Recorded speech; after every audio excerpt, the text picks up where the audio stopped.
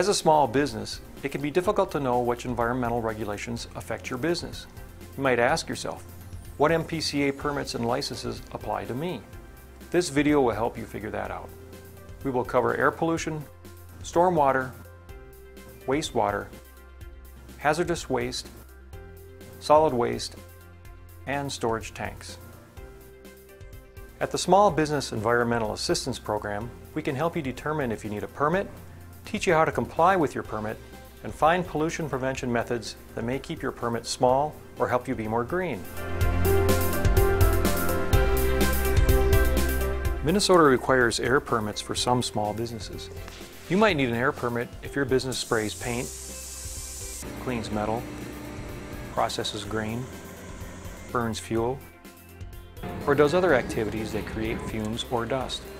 You might need an air permit if your business has a paint booth, boiler, gravel pit, or emergency generator. You may also be subject to some federal air regulations. Our web pages have air calculators to help you figure out potential and actual emissions for several sectors, including for coaters, engines, fiberglass, and printing. Many of them have incorporated the new federal greenhouse gas requirements. This will help you know whether and what kind of permit you may need. It may be possible to design your facility in a way that does not require a permit. Permits are required before a facility can construct, so call us early on in your planning.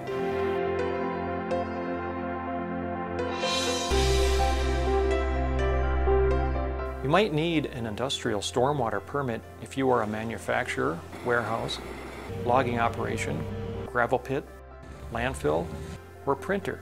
However, you might be able to avoid this permit if you do not have any materials, equipment, or activities exposed to rain or snowmelt. You also have the option to apply for a no exposure exception, which, if you are managing your outdoor materials correctly, can help you avoid the permit and fees.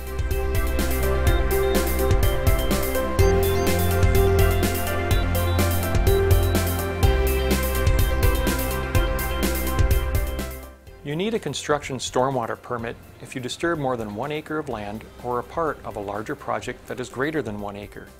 To eliminate the need for this permit, consider designing your project to disturb less land or have more areas where rain and melting snow can soak into the soil.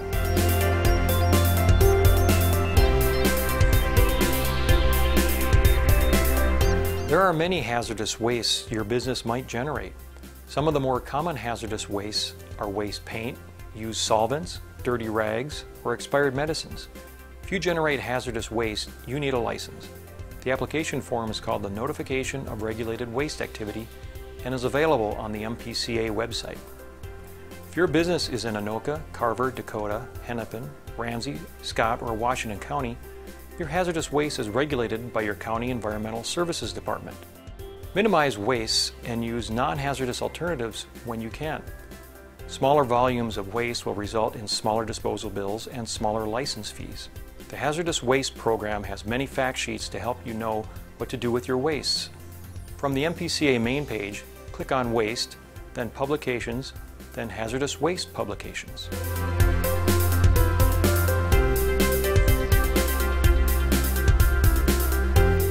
Solid waste can be transported by a garbage hauler. The hauler is regulated by the MPCA, so it is their decision what they will allow you to put in your dumpster. It is illegal to burn garbage in Minnesota.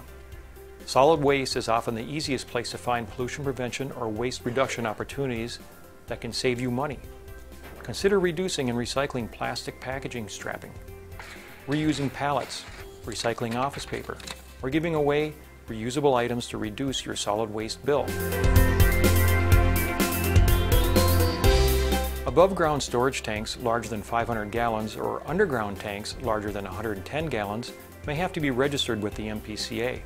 There are, however, many exceptions to these rules, which are detailed on the MPCA website. Click on Quick Links, then A to Z program list, then select above ground or underground storage tanks.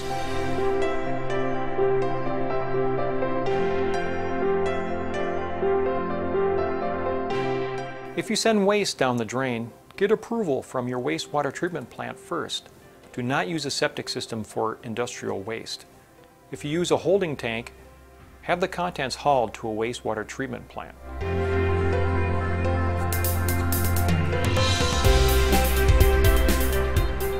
We encourage businesses to think about reducing their regulatory obligations whenever possible. Consider whether you really need to be using those chemicals. Is there a different way to manage your waste using some of the examples we already talked about? Lowering your emissions or waste can potentially help you eliminate or qualify for a smaller permit, thus lowering your permit fees and administrative work. This can save you money while being better for the environment.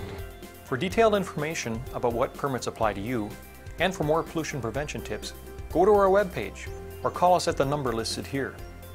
Thanks for watching this video and for helping to protect Minnesota's environment.